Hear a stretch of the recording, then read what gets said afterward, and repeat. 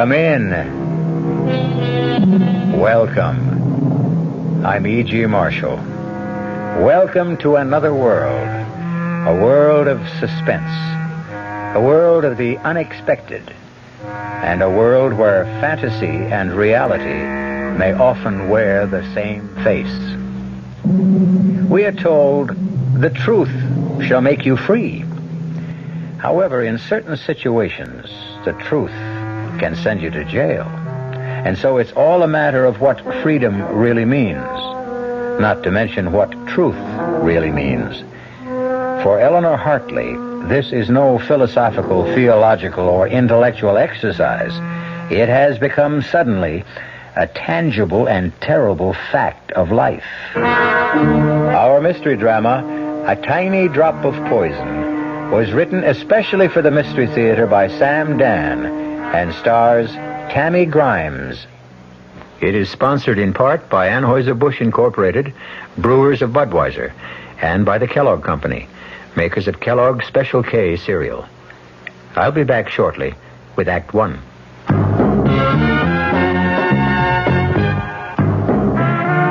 You don't see many people putting salt in their beer nowadays. Not that there's anything wrong with salt on radishes or French fries, but man, not in the king of beers. Truth is, the only thing salt can do for Budweiser is make it salty. An unwise thing to do to the only beer in America that's Beechwood aged. Unsalted Budweiser has become the most popular beer in the world. And that's because in brewing Bud, the Budweiser brewmaster goes all the way for a taste, a smoothness, a drinkability you'll find in no other beer at any price.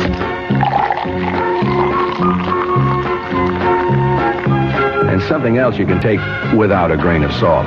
The fact that when you say Budweiser, you've said it all. Anheuser-Busch, St. Louis.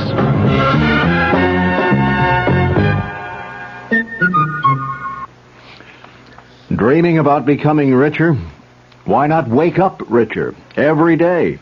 At Suburban Savings in North Jersey, getting richer is an everyday reality because Suburban has put into effect higher effective returns. Suburban's limited issue 7.50% savings certificate has an annual effective yield of 7.90%, and Suburban guarantees it from 4 to 10 years with a minimum investment of $2,500. You'll sleep a lot more soundly knowing your savings are earning more money at Suburban Savings. So sleep on Suburban's high effective return tonight and come into any of Suburban's convenient offices tomorrow in Bayonne, Edgewater, Elmwood Park, Emerson, Hackettstown, Morris Plains, Nutley, Paramus, and Sparta. Early withdrawal prior to maturity is, according to regulations, subject to a substantial penalty.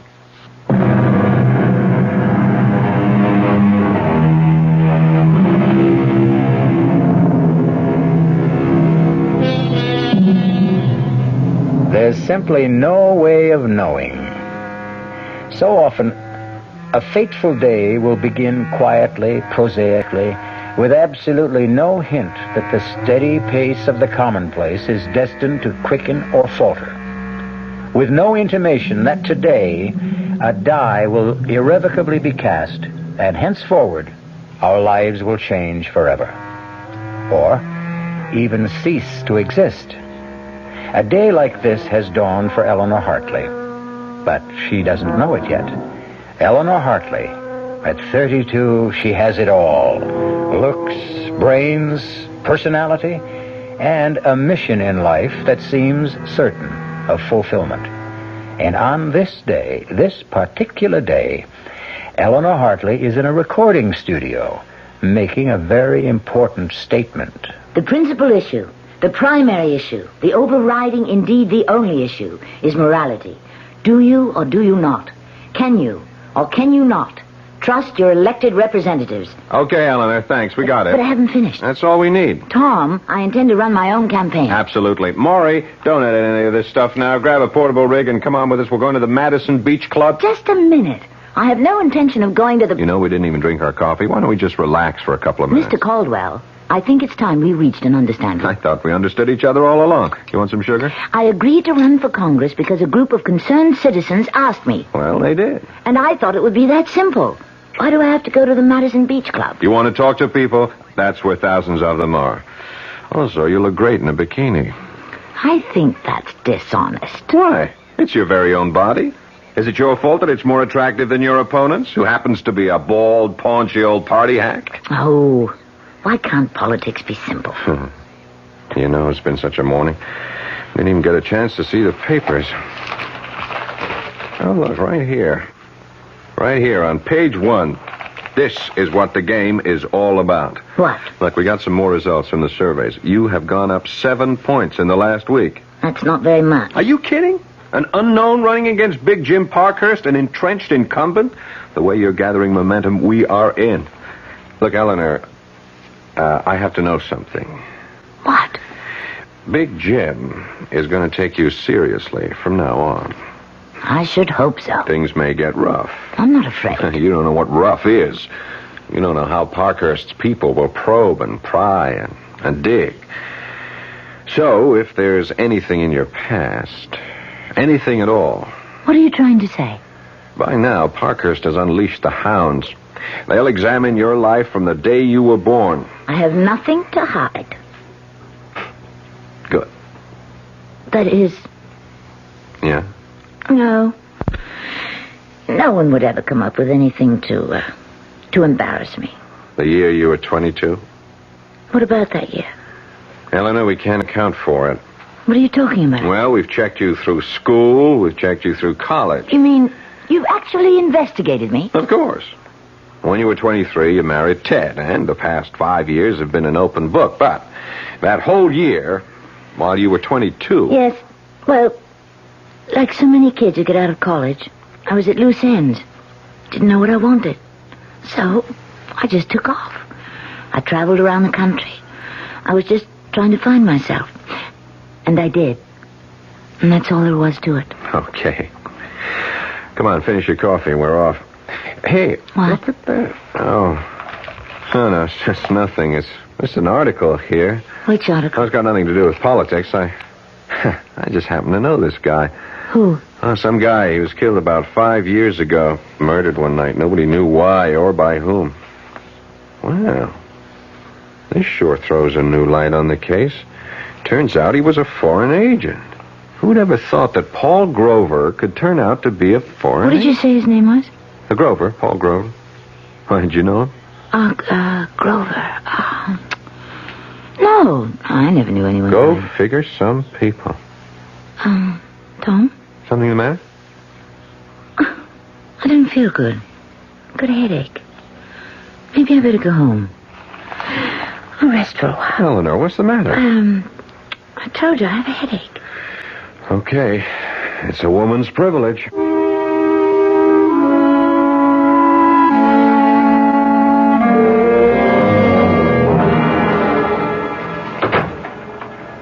Hi there, Congresswoman. Hi there, detective. Get any votes today? A few. You catch any crooks? No. I'm on a whole new thing. Sherlock Ted Hartley, that's me. I draw all the weird ones. This was a guy named Paul Grover. Grover? How do you like this? He was murdered 5 years ago, buried and forgotten. Now it's suddenly wide open again. You know why? Tom showed it to me in the morning paper. He was a spy. Which means we have to find out who killed him. Wasn't it always important to find out? Well, now more than ever. The information we have now is that he was ready to come over to our side and spill what he knew. But, isn't this out of your, The Federals asked us to cooperate. So the old man called me in and said, Ted, go get him. Oh. I'm a victim of my own reputation. So now I have to lone wolf around and try to sniff out a case that's 5 years old. Let's eat in tonight. Okay. It's a rare night I have you all to myself. Maybe I should never have gone into politics. What are you talking about? Here you are, a cop's wife. You're more than just a cop. And you're more than just a wife. It's one of those crazy things. You're going to go to Congress. I have to be elected first. Oh, baby, you're home free. My career took off the day I married you. Oh, come on, Ted. No, I was always a good detective, but in the last 5 years, you'd be surprised how many ideas I got from you. You really taught me how to think. What do the police know about the murder? Well, just about zero. They figured Grover stopped for a hitchhiker because when he left his office to drive home, he was alone. They found his car at the side of the road, and he was about 30 feet away, stabbed to death. Funny guy. Lived all alone, no friends, just people who knew him casually. Well, after all this time, how can you expect to find the killer? Oh, I'll find the killer, whoever he is. At least that's what I keep telling myself.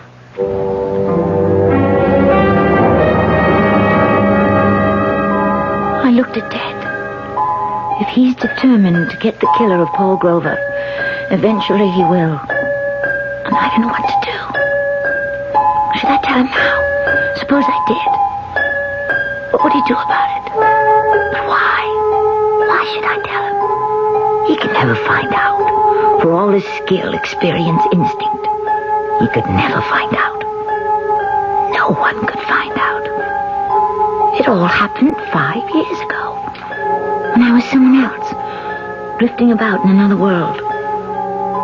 How could anyone ever link me to Paul Grover? There were no clues. No one ever saw us together. No one saw it happen. No one.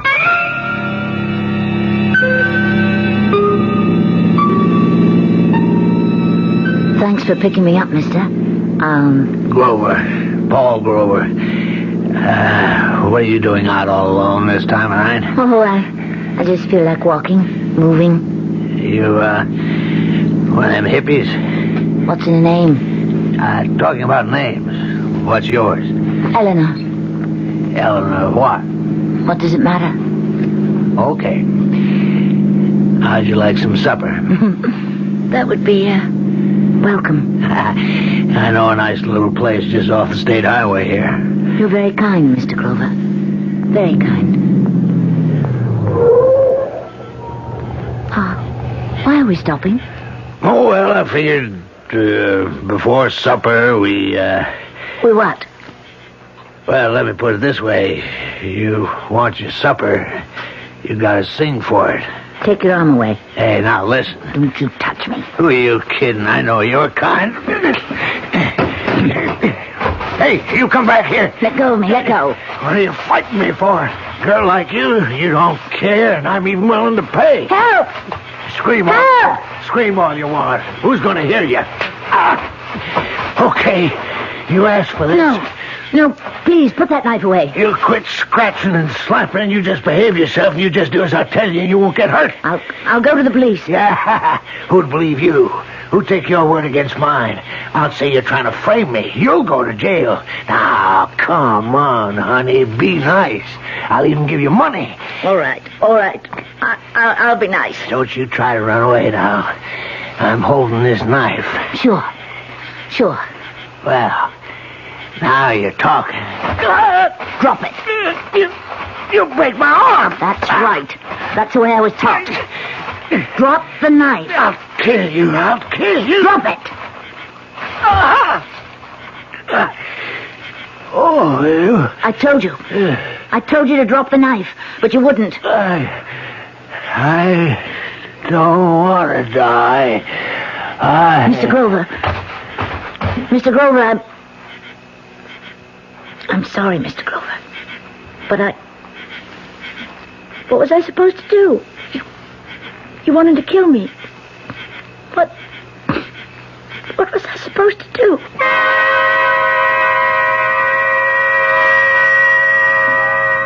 He was dead. The knife somehow had been turned against his own body. I just stood there. I remember now. I wondered why I didn't panic. But I was cool. I made sure to leave nothing behind me. Not in a car. Not anywhere around. There was no blood on my clothes. And so, I just walked away. I walked away into the night. And no one saw me. No one had seen me get into his car. No one saw me kill him. No one saw me leave. Nowhere does any shred or scrap of evidence exist to link Eleanor Daly. Now, Eleanor Hartley to Paul Grover.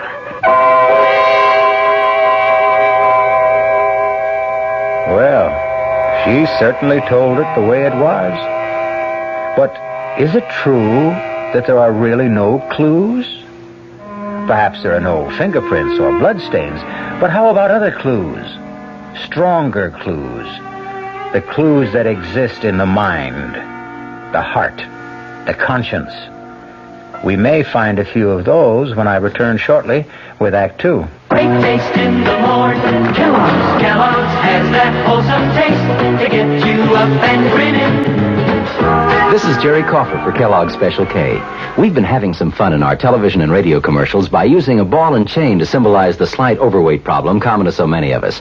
We point out that being a few pounds overweight is just a little more difficult for you. Climbing stairs, just walking around, even sitting down can feel, well, like you're wearing a ball and chain. In case you missed the message, it's this. If you really want to get rid of that extra weight, you really have to work at it by exercising and with sensible meals like the Special K breakfast. A 1-ounce bowl of Special K, America's favorite high-protein cereal, 4 ounces of skim milk, tomato juice, and coffee. Less than 240 calories. Nutritious and, by the way, delicious. So why not begin each day with a Special K breakfast and then keep up the good work? Special K can't help you lose weight all by itself, but it really is a good start. Hey, Mom, what's for dinner? Hey, Mom, what you got? What's for dinner? Your ShopRite is featuring ShopRite or Shenandoah brand Grade A Rock Cornish hens. A real family treat at just 47 cents a pound. What's for breakfast? Listen to these ShopRite values. ShopRite Grade A large eggs, 59 cents a dozen. ShopRite sliced bacon, 1 pound package, 79 cents. ShopRite Grade AA butter, 1 pound brick, 69 cents. Crown Top white bread, 22-ounce loaves, 3 for $1. Save on every meal at ShopRite. She loves her family. She wants the best. She does all that she can do. She lets ShopRite do the rest. Hey, Ma, what's for dinner? ShopRite has the answer. The Talk of New York, WOR, your Mystery Theater station.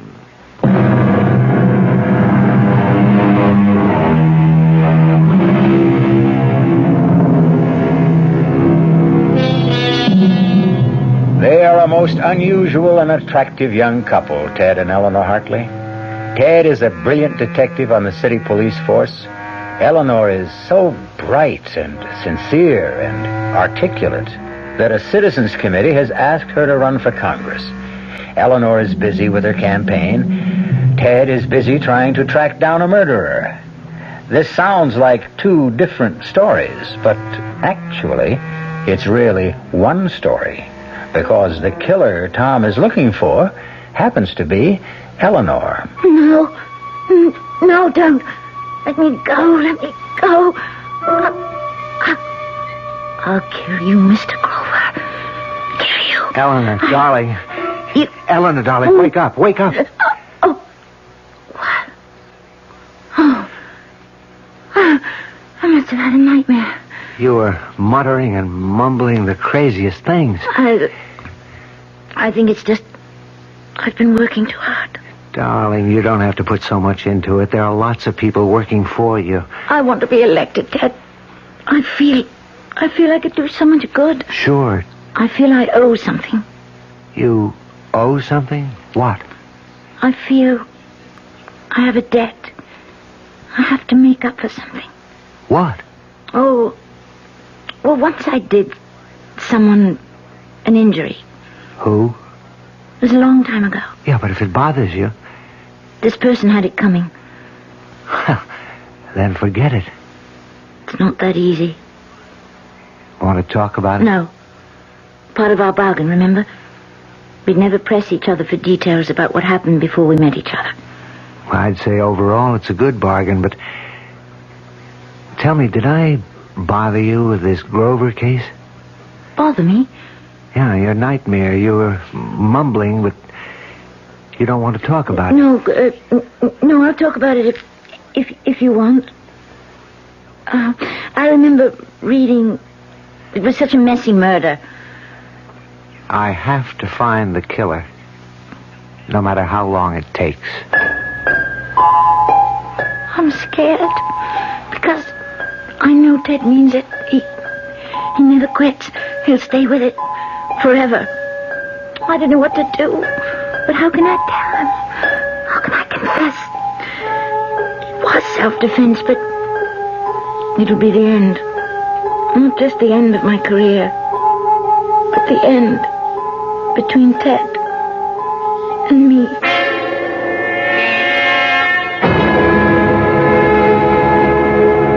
For my part, I offer you a dedication to the truth.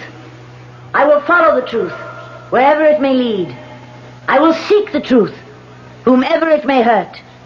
What we need in our lives today, at every level, is the truth. The truth, unvarnished, stark, simple. Thank you. Come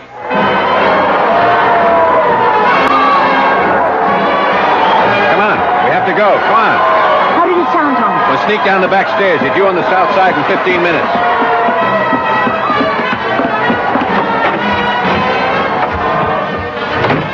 There's the car. You didn't tell me how it sounded, Tom.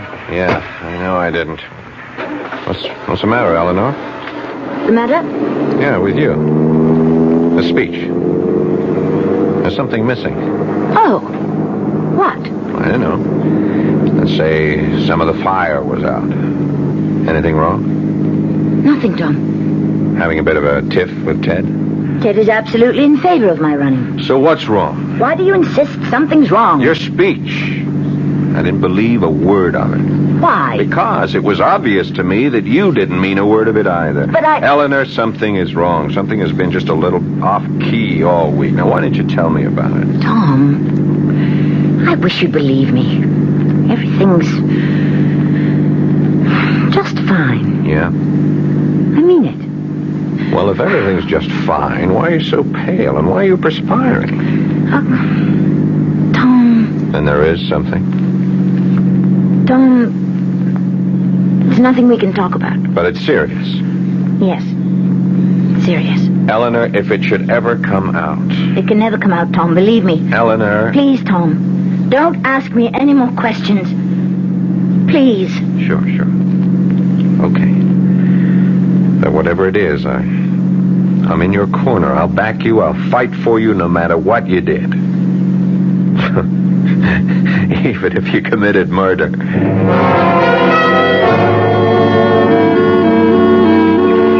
I can't believe we have a free afternoon. Not Ted. You've been busier than I have. Well, that's true. I'm the one who's been doing the neglecting. Guilty. I even got you out here on false pretenses. I'm working. Working? Mm-hmm. I said, let's park the car and go for a little walk in the country, but right here is the site. What site? The site of the murder. The Paul Grover murder. Right here, past this tree. Ted, Huh? What is it, darling? something about this place. What if you want to leave? No, after all, if you want me to help you. Right here, past this tree, is where he drove off the road. To, pick up a hitchhiker. No. I don't buy that story anymore. Why not? There was another car. Oh? There were tire marks about 50 feet south of here where another car pulled off the road. But, didn't the police know this 5 years ago? Oh, sure. It was in the report, but the police are like everyone else. We have a considerable body of knowledge, but we only use what seems relevant at the time. You think there was another car involved? That's right. Someone met him here and killed him. It has to be that way, because he was being set up. So you see, I've got some clues. I have those tire marks. They made a mold 5 years ago. And I've got this little button made of bone. It was clutched in Grover's hand. You take a look at it. I looked. It was a little button. The sleeve button. From a corduroy jacket. One of the host of buttons that adorned that jacket. The jacket I had worn that night. There were so many buttons. I never even noticed the one that was missing. That jacket. I still have it. I don't wear it often, but I still have it. It's in one of my closets. What you're saying is that if you can find the jacket it came from, you've got your killer. That's right. I've got him. Him? Well, it's from a man's type field jacket, very popular about 5 years ago, although lots of people wore them. I think you've got one like it back home. Anyhow, there was a fight. Grover was stabbed. The killer took the money. But I didn't... Didn't what? I didn't know that robbery was the motive. Wasn't it supposed to have been a secret agent thing? I figure a hired killer. But he was stupid enough to pick up some loose bills. That should hang him. Are you sure? You know what else I've got? I found a witness. There's a little restaurant a couple of miles down the state highway. Certainly, I don't mind telling you the story again. There was this young man who came in here that night. How can you remember so far back? Oh, Mr. Grover was a steady customer, was a good customer, so I remember what happened the night he died. Yes, he was a good customer, but he put ketchup on everything. Anyway, on that night, this young fellow, he comes in, he is wearing a corduroy jacket and denim pants. Why did you notice him? Well, you see, he ordered a steak, and then he pays with a $10 bill, and there's blood on the bill. Blood? Yeah, so I says to him, this looks like blood. He says, does it? And I says, how did blood get on this bill? And he says, maybe it's blood money. He takes his change, gives me $1 tip, and leaves. Why didn't you tell this to the police? They never asked. Would you believe that this lieutenant here is the first policeman that's walked into my restaurant since it happened 5 years ago? And can you describe him, Hugo? I have never forgotten him. He was a big man, 6 foot tall, about 200 pounds. He had black hair, brown eyes, a big scar on the left side of his chin, and the tip of his left pinky finger was missing. Thanks, Hugo. Oh, no, sir, yeah, don't mention it, Lieutenant. As far as the wife is concerned, madam, if I get up early on election day, I might even vote for you. You would? Why? Oh, I don't know. Maybe that's why. What? Well, you see, you tell the average politician that you're going to vote for him. He shakes your hand. He looks sincere. He says, thank you. You look sort of surprised. You say, why? That is honest. It shows you're honest, and that's something.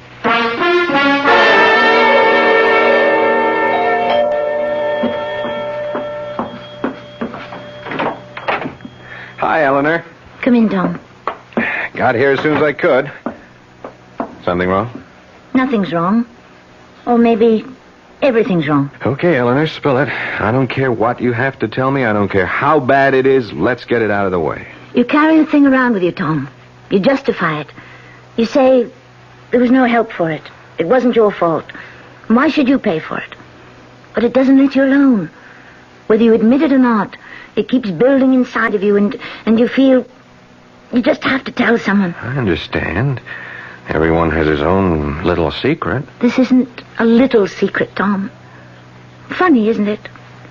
Of all the people I know, I feel I can only tell you. What about Ted? No, I can't tell Ted. Does it concern another man? Yes, but not the way you might think. Okay. We had to come to this point, you and I, Eleanor, because, well, we're going places together. I know. Eleanor, 10, 15 years from now, you could become president of the United States. Oh, Tom. Oh, Tom. Thank you. Oh, I needed a laugh. Why are you laughing? Sooner or later, we'll have a woman president. Why not you? Dream on, Tom Caldwell, dream on. For all of them, it began with a dream. So ask yourself, why not you? You'll be 40ish, even more beautiful than you are now. Wiser, more experienced. Now, what could hold you back?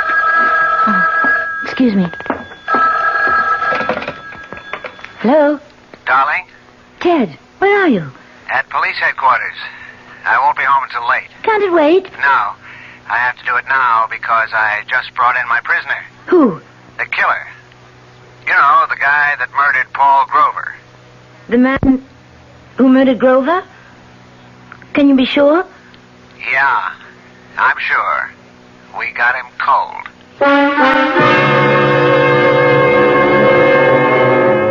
Is it possible? Can two people have murdered Paul Grover? We know of one, but who is the other? Can there be another? Maybe it's possible to murder a man twice. We will deal with a number of interesting possibilities when I return shortly with Act 3. Oh, sure. You can talk about good-tasting diet drinks, but I know. I'm Goldilocks, and here at my taste-testing laboratory, I taste-test them all. And nobody's been drinking my diet drinks until I tested sugar-free Diet 7-Up. And then, kabloomy! Every bear wanted some. Diet 7-Up is fresh, natural, delicious. Sugar-free Diet 7-Up. This one's just right. Hello, Amco. My automatic transmission just got automaticing. I was wondering, do you service Chevrolets? Do we service those sensational Chevrolets? Ma'am, AMCO has serviced over 3 million automatic transmissions of all kinds. Ah. Nearly 900,000 Chevrolets alone. Ooh. Do we service Chevrolets? George, pitch pipe, please. Chevy Nova and Impala and the Bel Air and Camaro and the Chevy too. Oh, my. Yep, we know 'em. Every Chevrolet automatic make and model on the road today, from the oldest Biscayne to a bright, spanky Caprice. By the way, what sort of Chevy did you say you had? A Chevy Mustang.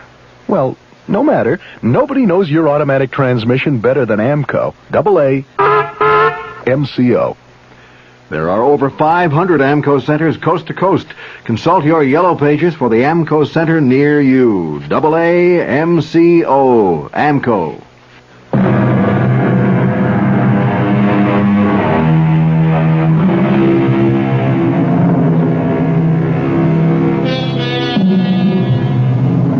Although once is usually par for the course, it does appear that some people can be murdered twice. 5 years ago, Eleanor Hartley was forced to kill a man in self-defense. And now it develops that the police have evidence against another killer. And Eleanor Hartley, whose horizons are unlimited, now has to make a crucial decision. Everything all right with Ted? Yes. Just fine. They got the killer. Killer? The one who murdered that, Paul Grover. Oh, that's great. Well, Ted is really a great detective. Who's the suspect? I didn't ask. It'll probably be in the news. Okay, Eleanor, I'm waiting. Tom, I don't want to lose everything.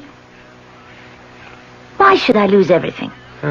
You won't lose anything. Don't say that. Is it that bad? Yes. Well, it'll have to come out. No, it won't. Eleanor, Big Jim is out to get you. He'll stop at nothing. Whatever it is, believe me, sooner or later he'll uncover. No, he can't. No one can. Only I know. Eleanor, there is no way out except the truth. You're wrong, Tom. There's another way out. And it turned up for me tonight. So, the problem is solved. It's settled. It no longer exists. Eleanor, No, Tom. I've pulled myself together. I realize the stakes I'm playing for. It simply will not bother me anymore. You say that so easily. It's a matter of alternatives. What will be best for everyone in the long run? Well, I don't know what it is, but I sure hope you can live with it. I've lived with it for 5 years. I can live with it forever. I'll have to.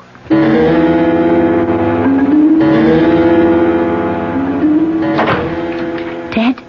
Oh, I'm sorry I woke you. Did you think I could fall asleep?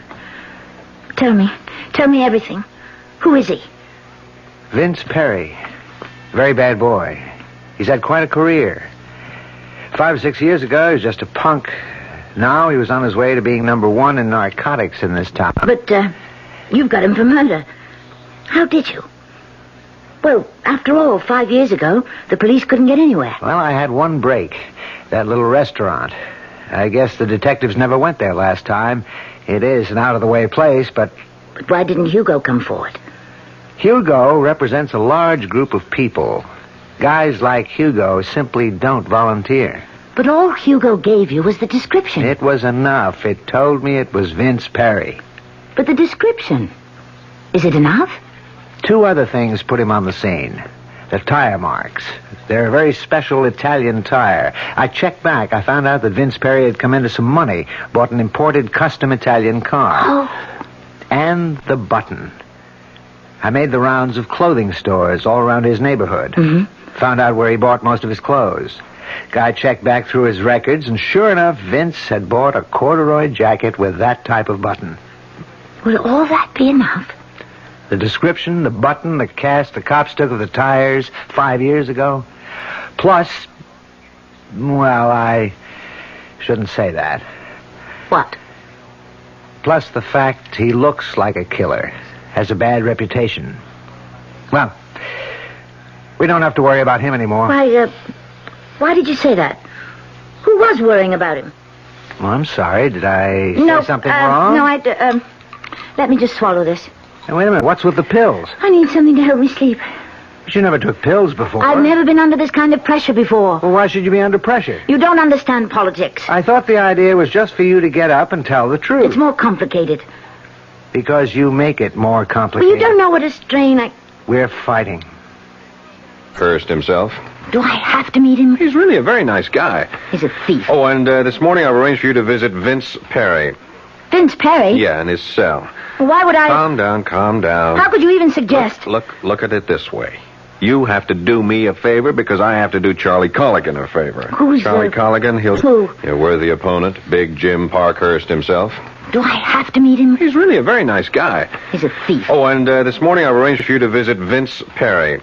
Vince Perry? Yeah, in his cell. Why would I... Calm down. How could you even suggest... Look at it this way. You have to do me a favor because I have to do Charlie Colligan a favor. Who's Charlie Colligan? He'll deliver the vote for you in the 4th Ward. This is the kind of politics that I intend to fight. No, my dear, these are the kind of politics that I shield you from. Vince Perry just wants to see you.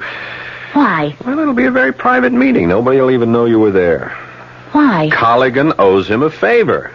Do you mean to tell me that if I refuse to see this gangster, I can lose the 4th Ward? It's not that simple, that open and shut. But elections have been lost by 1 vote.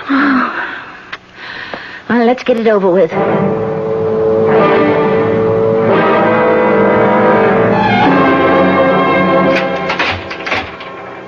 Well, nice of you to show up, Congresswoman. I haven't been elected yet. Oh, I hear it's in a bag. I only came as a favor to a good friend. Now, you're getting the hang of politics. That's what it's all about, no? Favors. I agreed to come to your cell on 2 conditions. A, it would be kept secret. B, I would do nothing that's foreign to my principles. Okay. Let's find out what your principles are. Let's see if you want to start out by doing the right thing. What do you know about the right thing? I know this.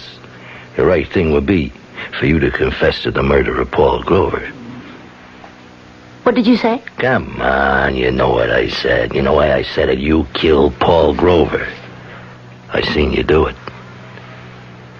That's a lie. Here's the way it was. Now, I get the contract to knock him off. I followed him in my car. I figured I'd bag him after he came out of that restaurant. But first, he stops and picks you up. Then, after a couple of minutes, he stops again. So, I stopped. I heard it all. I seen it all. I let you go. Why not, huh? You did my job for me. And I never forgot what you looked like. You can't prove a word of it. I'm in the spot you were in when he tried to attack you. Now, nobody would have believed you then. Nobody would believe me now. What do you expect me to do? Like I say, the right thing. There's 2 kinds of people, honest folks and thieves. Now, there's a law. The honest folks obey it, period. The thieves break it. I'm a thief. What are you?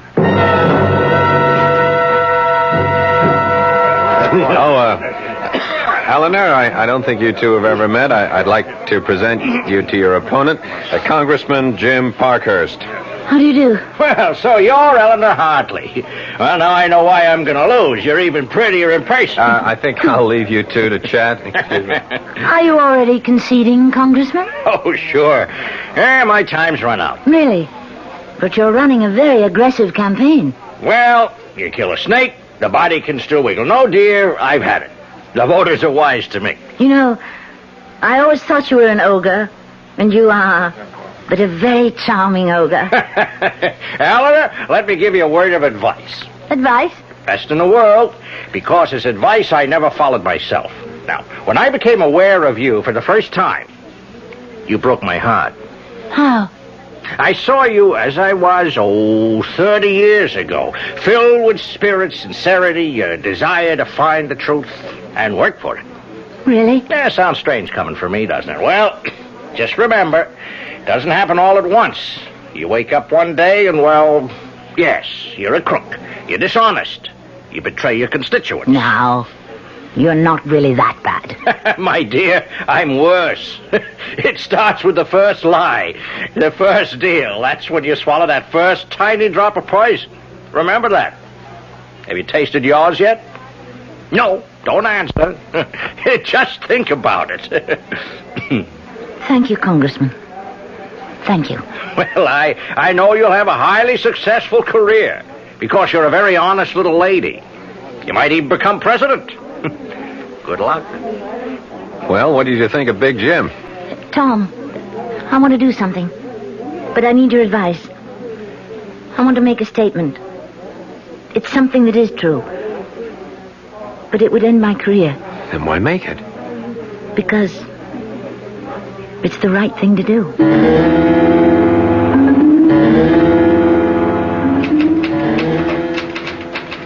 Ted, what are you typing? How was the big luncheon? Oh, the usual. What are you typing? Here, want to read it?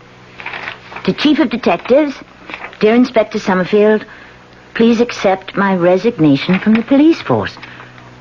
Ted, what's this? Oh, I don't know. I just don't want to be a cop any longer. Why? Why? Well, look, you'll be going to Washington. I thought we... Why do I have to be a cop all my life? Why can't I try something else?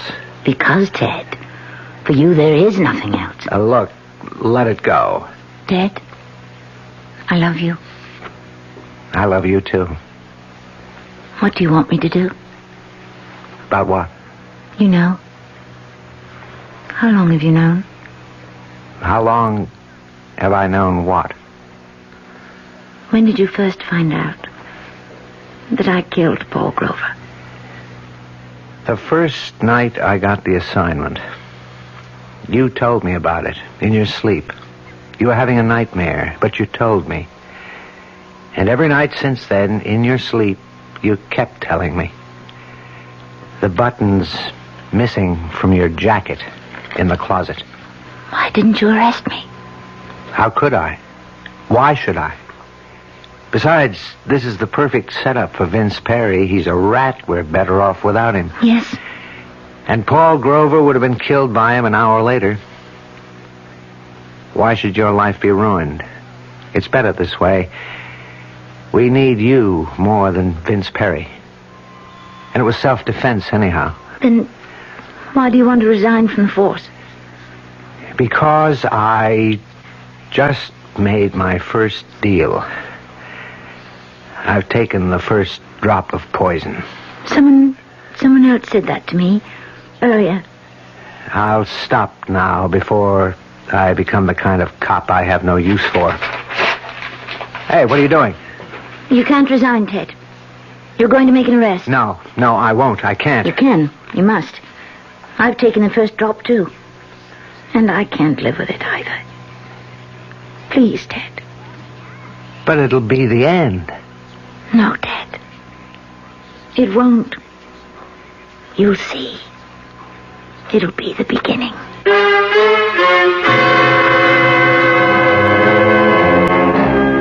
It was quite an unusual arrest and an unusual confession, an unusual trial, and a rather unusual verdict. Not guilty. It would be nice to be able to say that she was elected, but no, there is a limit to the unusual. A pity. I'll be back shortly. Hi, Ms. Goldilocks here. Professionally taste-testing diet drinks can be very difficult, but I've just had to bear with it. Then I found sugar-free Diet 7-Up. It doesn't taste like other diet drinks. It's fresh, light, natural, delicious. Sugar-free Diet 7-Up tastes so good that I've taste-tested it hundreds of times, and each time I've given it my seal of approval. Yes, this one's just right. Our cast included Tammy Grimes, Paul Hecht, Robert Dryden, and Earl Hammond. The entire production was under the direction of Himan Brown. Radio Mystery Theater was sponsored in part by new sugar-free Diet 7-Up. This is E.G. Marshall inviting you to return to our Mystery Theater for another adventure in the macabre.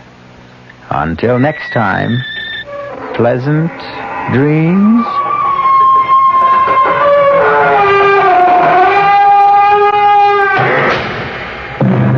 The WOR Mystery Theater was brought to you by ShopRite Supermarkets, where you get a lot more for a little less, and by Suburban Savings with offices throughout North Jersey. The preceding Mystery Theater program was furnished by the CBS Radio Network.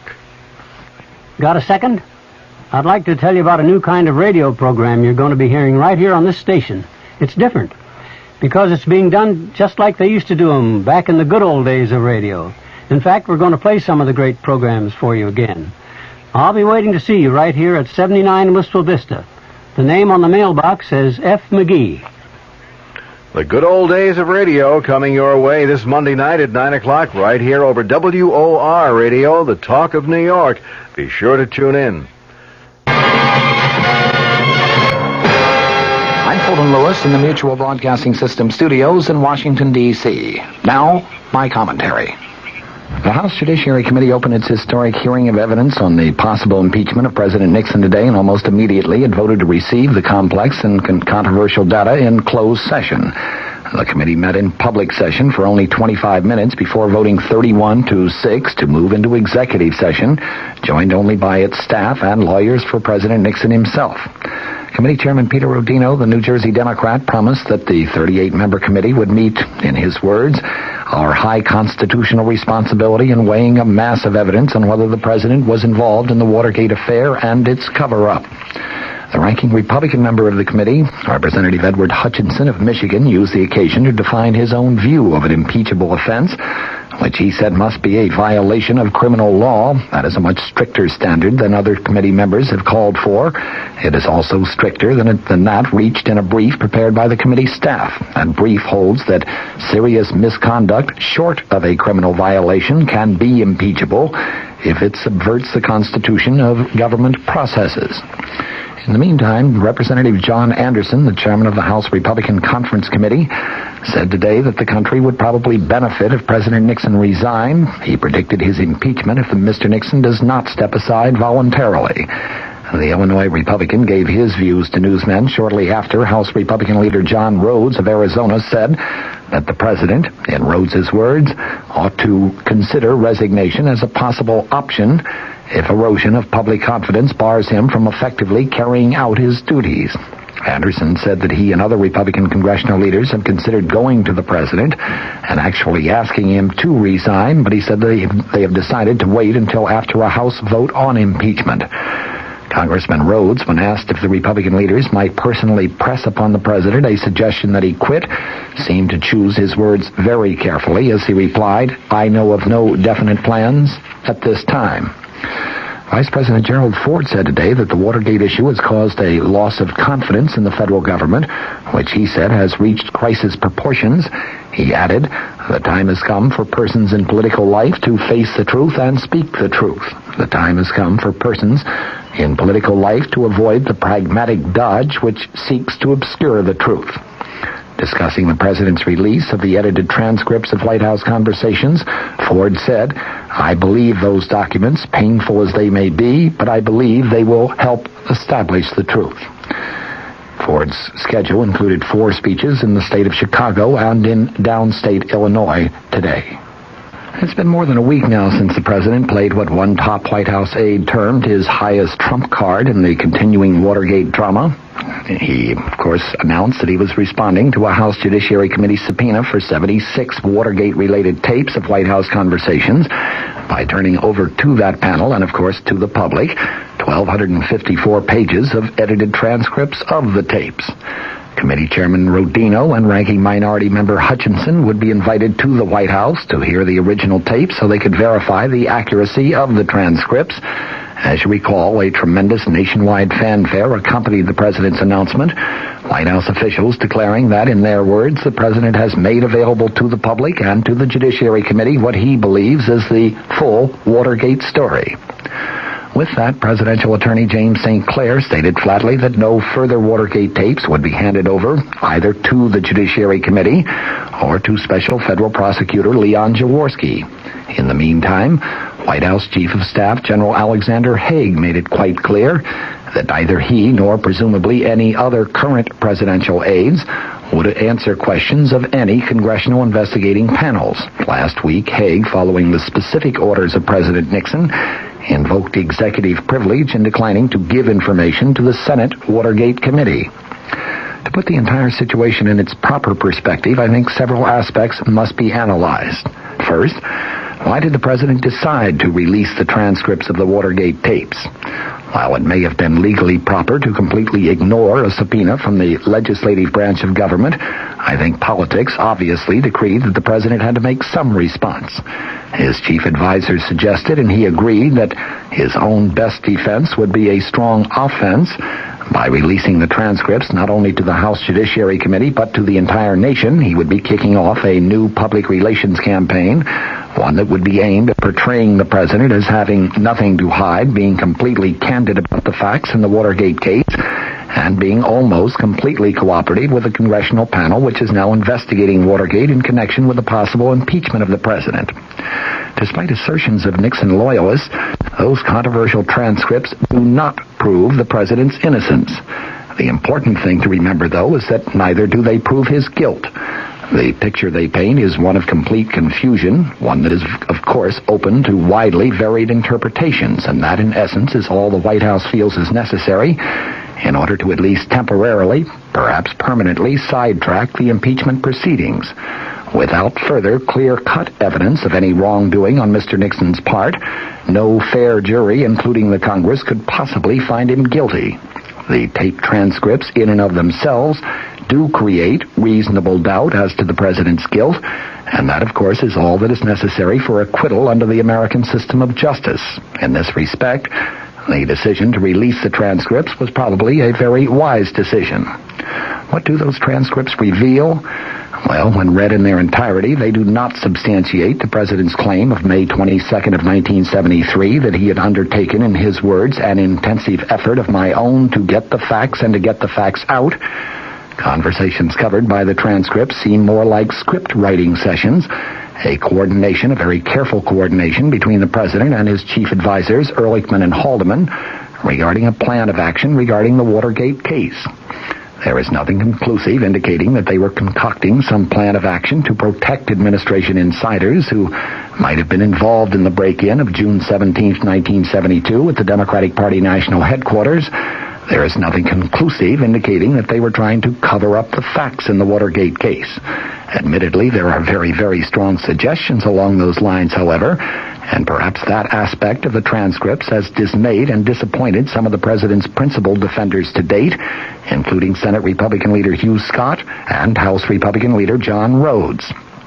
Even former Nixon troubleshooter, now a columnist, Clark Mullenhoff, was prompted to comment today, quote, "Throughout his administration, he has given the impression of thorough, systematic studies of facts and law, but when Nixon-edited transcripts were published, we find no systematic effort to discover all facts of the Watergate burglary of June 17th. Instead, we find crafty, dishonest efforts to learn what the United States Attorney's Office and the FBI might develop from sources that could not be controlled or coerced into a preconceived scenario.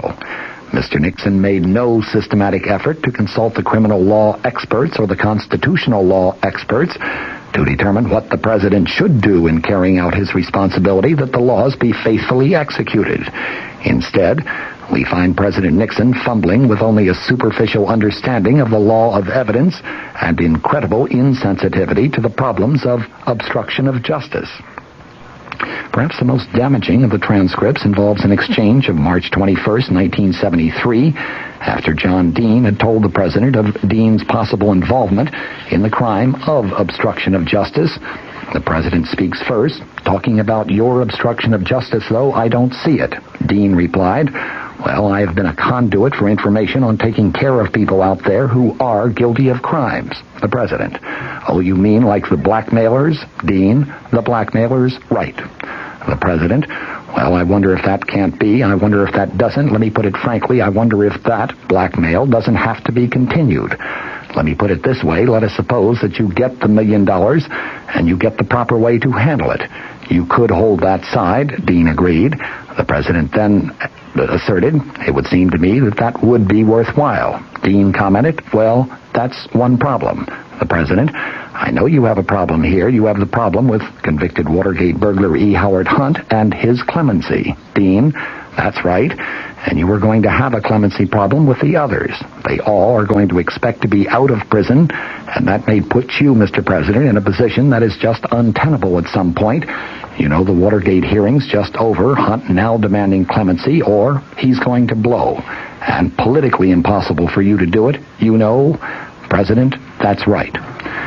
Dean at that point commented, I'm not sure that you will ever be able to deliver on clemency. It may be just too hot. The president responded, you can't